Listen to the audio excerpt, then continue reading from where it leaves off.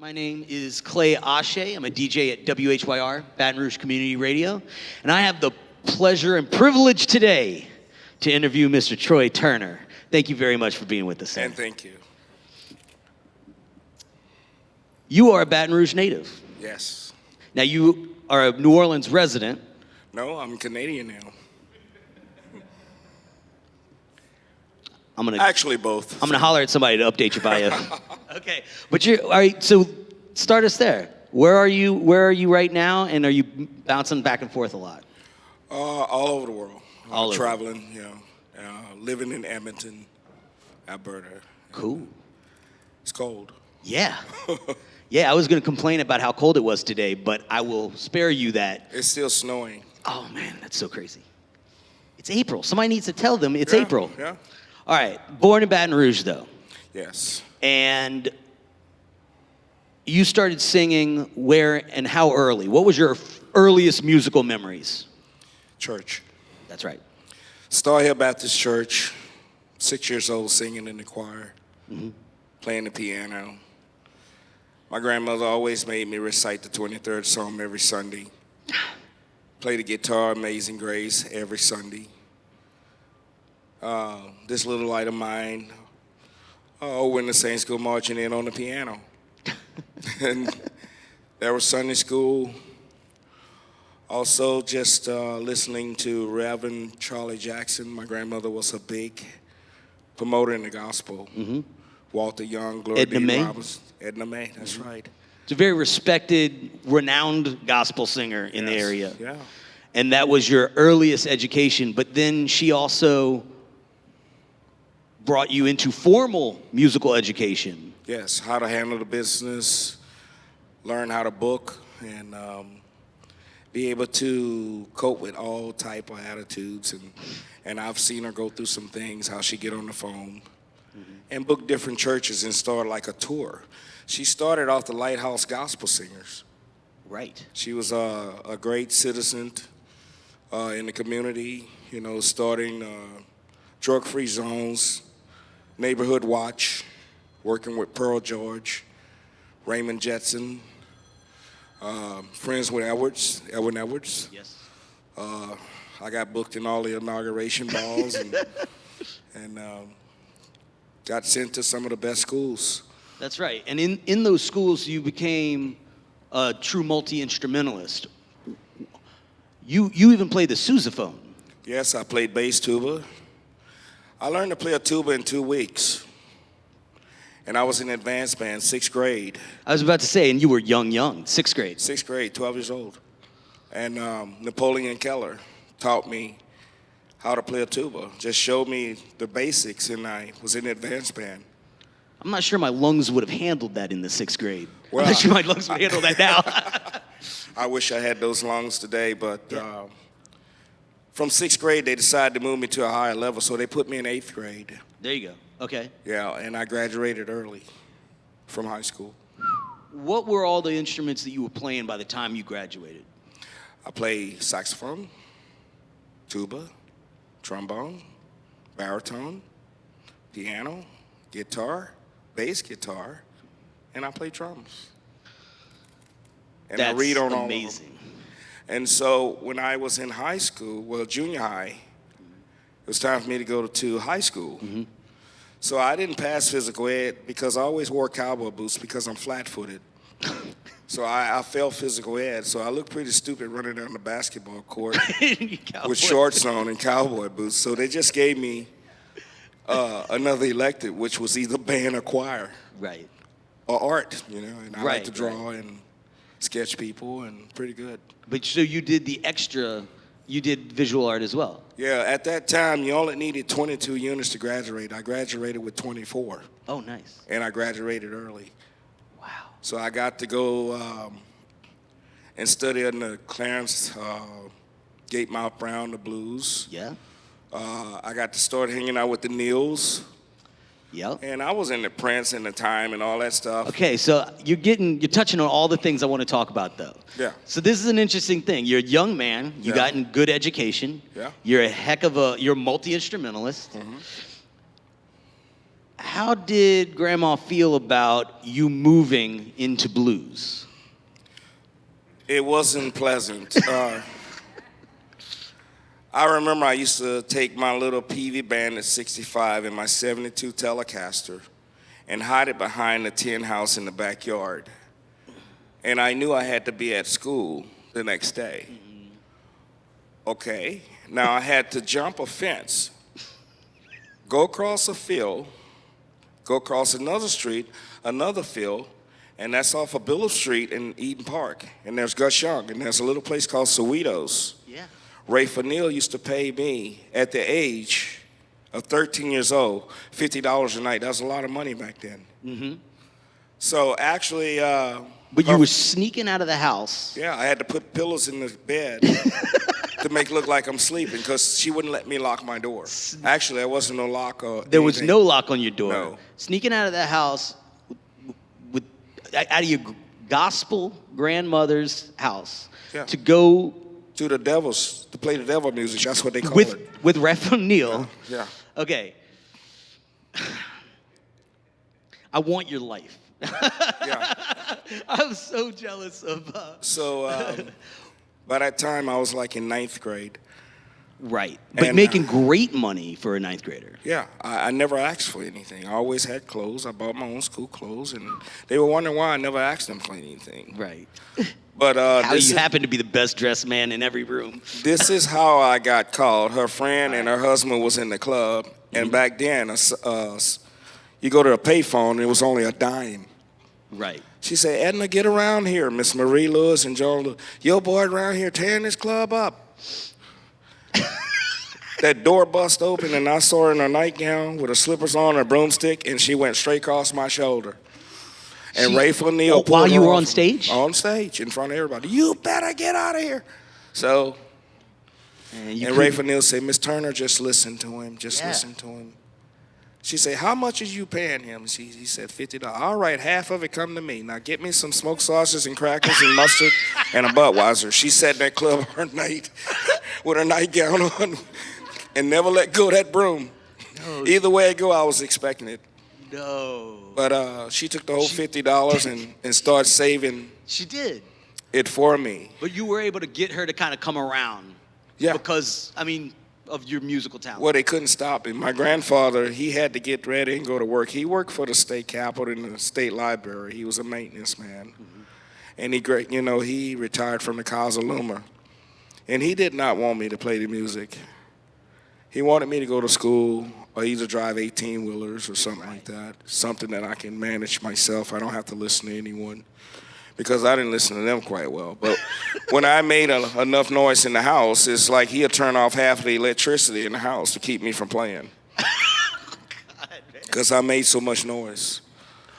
You were a rebellious, independent soul early on. Yeah, that's exactly what I wanted to do, is to play. And there was an old man down the street named Mr. Freddie Claiborne, and he played the blues and folk, and I used to go down there and listen to him. And when I got my first guitar, I remember when I went down there.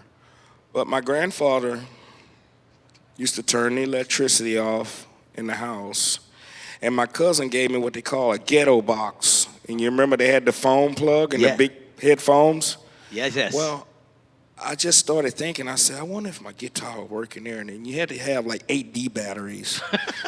I plugged it in and I kept playing. He said, how the hell is he playing? And I turned off the electricity. That's right. And I barricaded the door. I put the dresser, the bed, and he couldn't get in.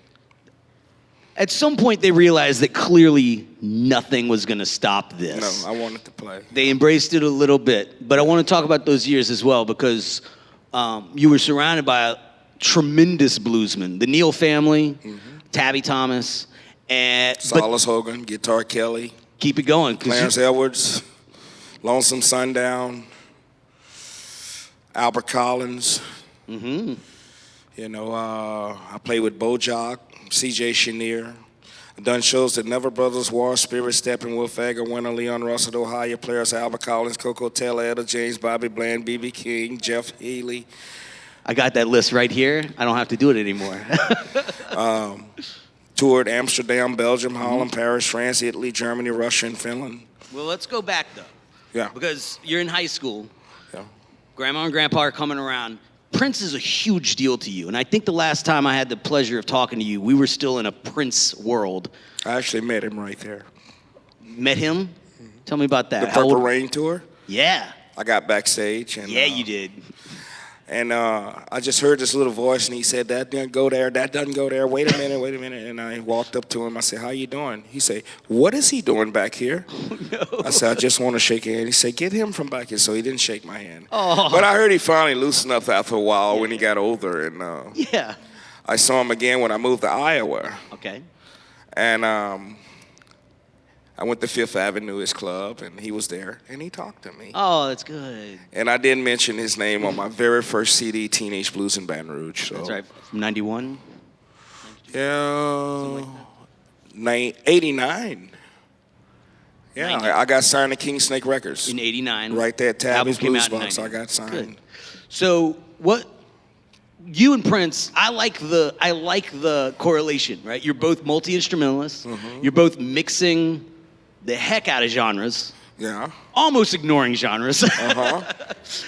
What kind of influence musically was he on you, and what else was going on in your life that helped you expand the definition of the blues? Well, by being from the South, I had to do what the people like to get some recognition and attention. Mm-hmm. I always wanted to be on that level in the music where Prince was, but I never really had the chance to do it. Mm-hmm. So I kind of got stuck into the blues, but you can hear some of the stuff I've learned from Prince, guitar and vocal, that what he really encouraged me to do, and I just took a liking of it, and I like this look, I like this style, I love this music, and I even dressed like him in high school, you know, and I had the long hair then, and the girls and the teachers was crazy about me, and when I met him, I was dressed like him, and, Yeah. and who is he? What is he doing here? And when I finally got up to see him, I didn't really know what to say, you know. And, he was. I can't imagine what He was kind of cold-shouldered but nice at the same time. Sure. He's very particular who he talks to. Sure. But he was nice. He was okay. That's I cool. say that. You know. But I am still mad because the last show he did in New Orleans, and I didn't go, but he let Trombone Shorty set in and all the local artists in New Orleans. He did an 8-hour show. No joke. And I asked Troy, that's Trombone Shorty's real name too. Oh, right. And I said, "Why didn't you call me and tell me?" He said, "Man, he let everybody sit in. And he was so nice." And What? yeah, I said, Roger Nelson, Yeah. that's his real name. So Roger Nelson. Prince was probably a good choice. He was okay. I like I said, I didn't know what to say. I was stunned. And I even called Paisley Park Studio in Rochester, not New York, what I'm talking about, Minneapolis. Yeah. In Rochester, Minnesota, and I actually got him on the phone. I just hung up. I still didn't know what to say. And I wanted him to sign me to his label. Yeah. And now I would have had a jump to do the music I want to. Right. But he was a great producer, I also heard. But Oh yeah. No, and a great eye for talent. And, Yeah. But so let's go back a little bit though. Well, not too much. At 18, you moved to New Orleans, and I feel like that's the moment where you turn into you. Your career sort of turns into you, Right. where you're having to be a loud, forceful guitar player in some loud New Orleans clubs. Well, I'm known to play loud. I just want you to hear me. You know, I'm trying to give you all my best, and if you make a mistake, just cover it up and keep going. And most of the crowd can't tell, but my band members can. Yeah. When I moved to New Orleans, I actually got to do a Popeyes commercial for Al Copeland. Right. Play with J Monkey D, the Nevilles. Got to Dr. John and play Jazz Fest every year, and Tipitina's recorded. You played Jazz Fest every year for almost a decade, right? Yeah. Yeah. Now, I also wanted to get into the recording career. So in 1990, Teenage Blues in Baton Rouge came out. Right. 92, Handful of Aces, and Right. 99, Blues on My Back. How do you feel you're different as a recording artist versus a live artist? And is there a different approach? Or are you trying to capture something live in the studio? Well, I'm always creating all the time. I even learn from musicians that can't really play because I get ideals. When I get in the studio, it's totally different from when you perform in the studio than when you're on stage. Mm-hmm. The main thing is try to get the producer on your side because he could take you to your dream where you want to go. Right.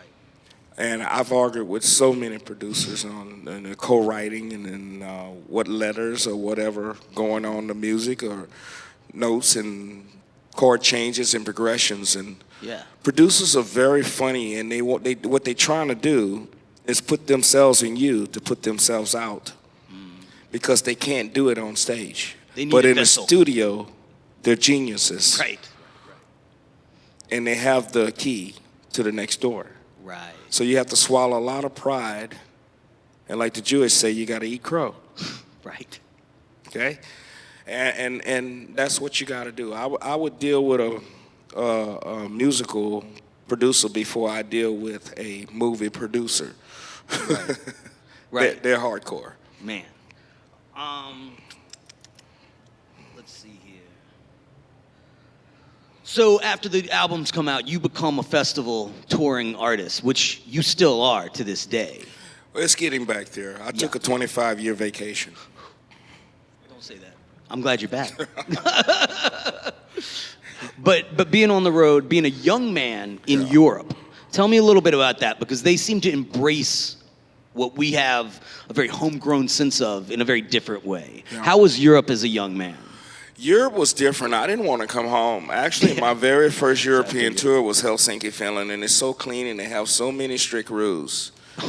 And in the summertime, it stays light like this. It could be 1 o'clock in the morning. Right. It looks like this in the summertime. That's so crazy. Wintertime, it stays dark, and it's dark. It's like 6 o'clock in the morning in the States. But you better not be caught on the streets after 8 o'clock, because nothing is open. Oh, man. Yeah. I remember looking at the gates of Russia, and my escort translator told me, he said, "Do not leave this hotel." I said, "Okay." Yes, sir. But I mean, no. But how do you feel? It's a very foreign musical art form there, and how do you feel that the Europeans reacted to it at the time? It's just amazing. I played the Pistol Blues Festival, and the girls are streaming and want to come backstage and meet us, and they want to make sure you're real. They feel your skin, because there were white guys over there trying to get gigs, and they put shoe polish on their skin. Oh, man. They want to touch your hair. They want to talk to you, and they laugh at your accent, and Right. I laugh at theirs. And, Right. and you can't read anything. You turn on the radio, you don't understand what they're saying. You can't even read the write-ups they did on you because you don't speak Finnish, you know. And actually, I have a funny story. My luggage got lost, and so I had to go buy cosmetics. So I decided to take my behind down there to a local convenience store and decide that I needed some toothpaste. I couldn't take it anymore. Something, right? And I looked for everything or anything that looked like toothpaste, and I bought horseradish. Oh, no. I just made my mouth worse. Oh, no. So I just used the soap to brush my teeth until my consultant comes through, my translator, and Right. and he spoke English, and he bought everything I need, deodorant, cologne, and whatever I needed. Oh, my goodness gracious. But, I'm glad they supplied somebody for Well, you. that soap because- tastes a lot better than that horseradish, Yeah, I I tell bet. you that.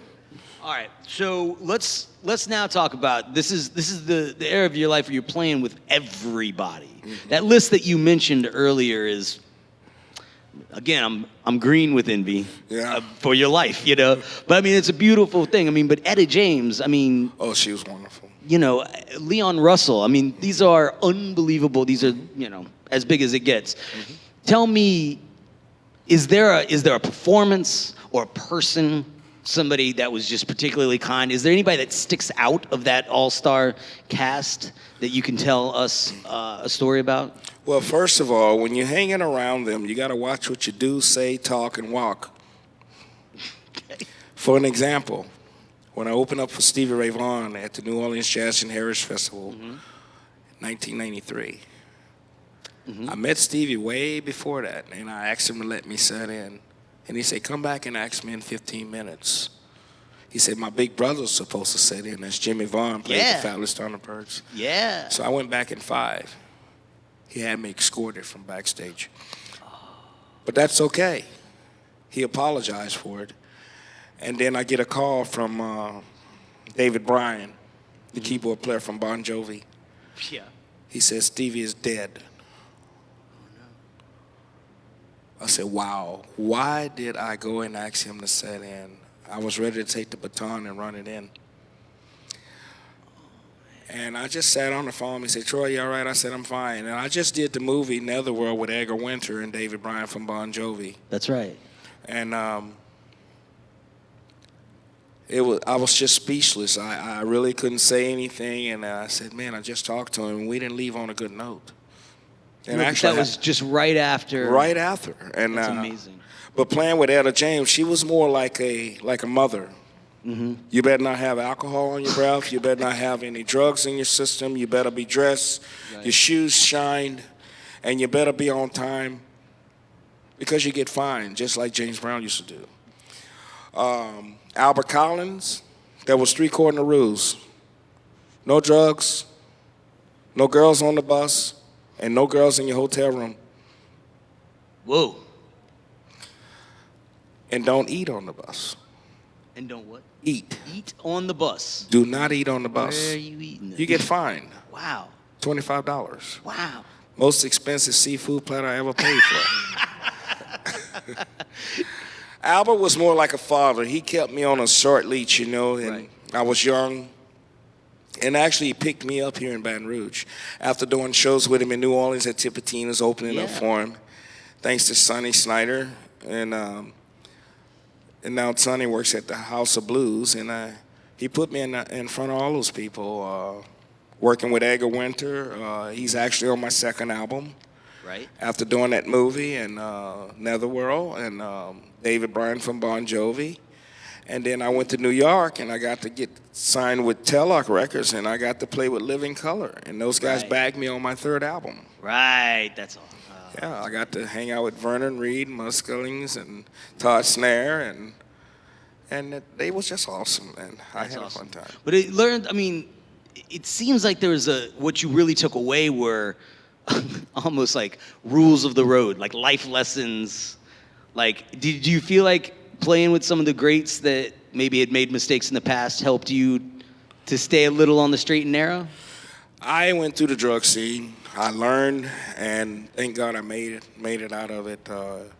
It's hard, and the first step is just to admit that you have a problem. Right. Then you're on your way to sobriety. I've been clean now 8 years. Congratulations, dude. After After 20 years of doing my drug of choice, which was cocaine, and I tell all the people that, and I just changed my people, places, and things. And you think about all the things that you lost, and you can't grieve on it. You just got to move forward and ask the Lord to take it away from you. Yeah. And that's what I did, and still do it today. It's one day at a time, sweet Jesus, you know. And I've found drugs on floors and clubs and walk right by it. Congratulations. Thank That's you. awesome. Yeah. Are you feeling healthy and happy, huh? Oh, man, it feels good to go to a wall and turn on a light switch. It feels good to walk to the refrigerator and stuff jump out and say, cook me. Yeah. Just little things that you didn't have when you was out there in that lifestyle. Yeah. Because it's not fun. You're living on the edge. You don't know what type of situation you'll be in when you go around that corner across that railroad track. Right. Guy rob you, beat you up, anything. It's so scary. You never know. Yeah. And it catches you all by surprise. So being clean for 8 years, I have the strength now to actually sit back and tell somebody, hey, let me talk to you. Yeah. And I've actually seen people under the influence of illegal substances in Canada. Right. And if they stand there and listen to my story after asking me for money, a cigarette, a drink, or food, and if they stay there and listen, I'll give them $20 just to let me talk to you. And the guy say, why did you do that? I say, well, if I give you $20, what would you do? He said, I'll go get a pack of cigarettes and I'll come back and I'll have a beer with you. And he actually did. Huh. No joke. Yeah. That's awesome. I do that all the time. That's awesome. It seems like the roles have reversed. You are now the wise. Well, I just want to be I'm a signature, you know. I'm a child prodigy, and I know what it's like to live poor, rich, starving. You know, I know all the ways of living, and I'm used to being in all of that. I know how to survive. Let's talk about Troy Turner right now. Let's do it. Just before I let you go, Yeah. I love how energetic and positive you are right now. Yeah. We're back on the road. We're making music. Yeah. Tell me about how you're feeling now. What kind of music you love making? What are you excited about now? What I'm excited about now is that I'm working,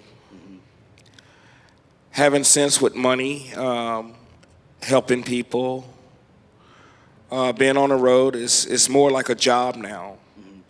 It's not for granted. I don't take it for granted. I appreciate it more. And to have some sense and stay humble and calm. It's not about ego. It's just my job. I'm not perfect, but I will be as perfect on stage as you want me to be. And that's what I do. That's cool. The main thing is just don't get the big head. That's what the old folks used to call the old musician. Oh, he got the big head. That's Tabby's voice, you know. And then, you know, it just be a job. You know, just be nice to everyone and be humble. And that's a beautiful thing. Where are you musically? Where I am musically? I feel like you've developed a lot as a guitar player. You have a nuance that I don't want to say you never had, but there's a mature guitar player that I'm not sure I heard. I've been for the whole time by some guitar players that don't even look like they can play. And, I was telling a story the other night on stage, last night by the way, when I toured Houston, Dallas, Austin, San Antonio, Lubbock, Midland, Corpus Christi, Kerrville, Arizona, New Mexico, California. And this guy, I played in Corpus Christi, and he said, I want you to let this guy sit in who blew Stevie Ray off the stage. I said, okay. Yeah, if that guy exists. I said, where is he? He said, oh, he'll be here shortly. And it was the guy standing right next to him. He lived in this old pickup truck that broke down. He's on drugs, and his feet hanging out his boots, overalls on, straggly, blonde, dirty blonde hair, zits in his face, rotten teeth. Looked like he did mechanic work. Smelled like he hadn't had a bath in 3 months, and he said, but he doesn't have a guitar. Would you let him sit in? He never told me who the guy was, and he was standing right there. Because you would have said no. That's a scary proposition. Looks are deceiving. So I say, I have an extra amp and a guitar. And so at the almost the end of the show, he said, you gonna let him sit in? I said, where is he? He said, he's right there. The guy walked up there, he was staggering, looked like he was not in his right frame of membrane, and I just said, okay. Well, so we put the guitar on his shoulder, and I never saw fingers move so fast, so blurry, and I just dropped, just like that. My face hit the floor. That's so crazy. And I canceled my tour. I came home, and I rented me a practice room just for me. Go on, man. And I went and bought me the biggest rig I could buy, which was a crate stack. I had 8 12s and a 100-watt head. And I went and practiced. I wasn't ready, because it looked like the further west you get, the better the musicians are. Right. That's unbelievable. Yeah, and he looked like he couldn't play. Looked like he had trouble standing up. Yeah, and when I put that guitar in his hand, man, he became another person. He was alive, and I believed it, yeah. That's unbelievable. On my guitar. Yeah. But this is how you become, I mean, that's a kind of experience that clearly affected you. But I mean, this is how you continue to become a better and better guitar player every time I see you, no matter how old you get.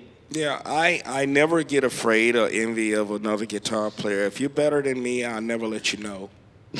Right. You know, I try to compete. Like I said, I'm not perfect. No. I don't mind cutting heads or going against me, but I kind of laid back off of that. I said, just play with me. Let's be humble here. Let's play together and make some magic. It's not about who's better or whatever. It's just a job, you know. If I go to jam sessions or something, it's always guitar players want to hop in front of my face. What is that going to prove? And I just let them have it. I have nothing to prove.